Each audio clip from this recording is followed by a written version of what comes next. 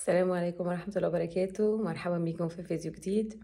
إن شاء الله يا رب تكونوا كلكم بخير.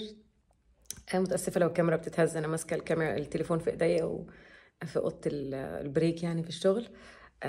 فحابة أعمل فيديو عشان ما أطولش يعني من غير ما أعمل بوستنج في توبيك بيجيلي عليها أسئلة كتير قوي الفترة ديت.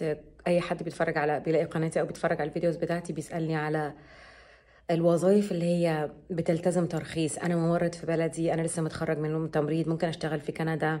انا مهندس في بلدي، هل يقبلوا شهادتي؟ عايزه اتكلم تحديدا عن الوظائف ديت اللي هي مدرس، مهندس، معمل تحاليل، ممرض.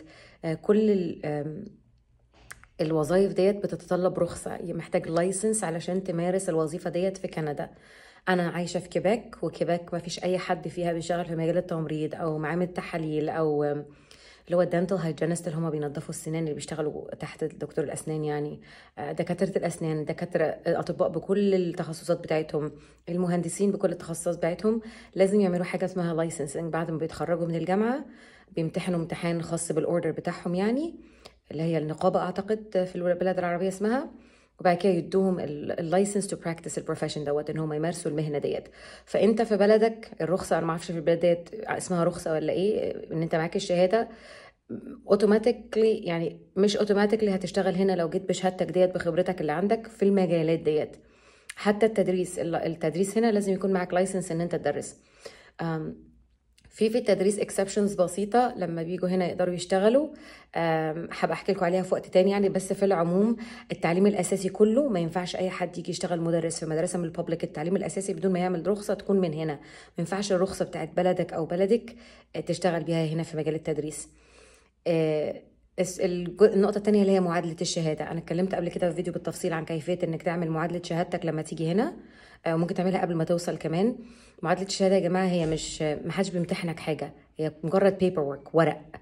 معادلة الشهادة هتدخل على الويب سايت بتاع المقاطعة اللي أنت عايز تروح عليها، وهتملى الفورم، وهتعمل الكوبيز الاصليه والسيرتيفايد كوبيز وتبعتها لهم على الادرس اللي هم كاتبينه، ويكون عندك ريتيرن ادرس ان هم يبعتوا لك الايكوفالنس. انت مش بتقابل حد اصلا، ممكن تقابل حد لو انت جيت في كندا وتروح الاوفيس اللي هو تبع الجفرمنت يعني في المقاطعه اللي انت فيها، وحد يستلم منك الاوراق او ياخد الصور الاصليه ويسيرتيفاي يعني ان هي مطابقه للفوتو كوبيز اللي انت عاملها، وهيرجع لك الاصل بتاعك.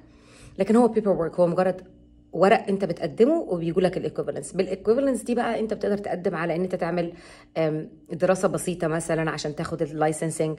التمريض بالذات مش مطلوب منك انت تعمل تعيد الدراسه من اول وجديد، لكن هتدرس شويه لان في اختلافات بسيطه ما بين البلاد. في مجال الطب بالذات انت بتمارس ازاي في بلدك مختلف عن هنا، فهتيجي تدرس لك شويه. اتكلمت برضو عن التمريض تحديدا في حاجه اسمها راك، اللي هو recognition of acquired competencies، لان في المجال التمريض بالذات اسمها competencies يعني زي skills، مش مجرد ان هي مواد theory انت بتدرسها، لا فيها جزء عملي فاسمها competencies.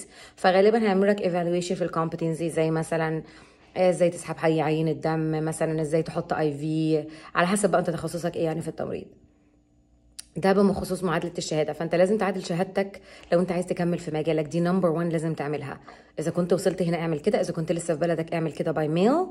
بس لازم يكون في ريتيرن ادرس ان هم يرجعوا لك عليه الانفورميشن ده. كل الحاجات دي بفلوس. المعادله الشهاده مش فلوس كتير يعني، اعتقد 120 دولار حاجه زي كده هنا في كيباك، هتختلف حسب المقاطعه بس في الحدود ديت 150 دولار يعني. فالوظائف اللي اي حد بيسالني هل انا هشتغل ممرض لما اجي، هل انا ممكن اشتغل معمل تحاليل، انا خبره 12 سنه في معمل تحاليل في ما اعرفش بلد جزائر، مش هتشتغل هنا دايركت. لازم تعمل معادله شهادتك وتقدم على دراسه. على حسب معادله شهادتك عادلوك بايه بالظبط، هيقولوا لك لازم تدرس ايه. او انت يعني لما تقدم المعادله ديت لمدرسه التمريض هيقول لك ناقصك مواد ايه او في مواد ايه لازم تعيدها، وساعتها بقى هتكمل هنا زي سنه دراسه لا تسي لو انت ممرض، وبعد كده تمتحن امتحان اللايسنسنج، وبعد كده تاخد الترخيص. مش هتعيد من اول وجديد بس لازم هتدرس شويه اتليست يعني. بس حبيت اعمل الفيديو دوت اوضح فيه نقطه الناس اللي هي في مجالات كلها محتاجه ترخيص، مش هتشتغل في كندا من غير رخصه. تدريس، تمريض، عيادات اسنان، معامل تحاليل، دكاتره بكل السبيشاليزيشنز بتاعتهم وهكذا. يا رب اكون وضحت في الفيديو دوت. انا عايزاه يبقى ريسورس لاي حد بيدور على اجابه السؤال ده تحديدا، فحبيت اعمل له فيديو ديديكيتد للتوبيك دوت لوحده يعني. بس كده. اشكركم على متابعتكم. لو في اي اسئله تانية سبيسيفيك برضو اقدر اعمل عليها فيديو باذن الله هعملها ان شاء الله. اشكركم على متابعتكم واشوفكم على خير في الفيديو اللي جاي. باي باي.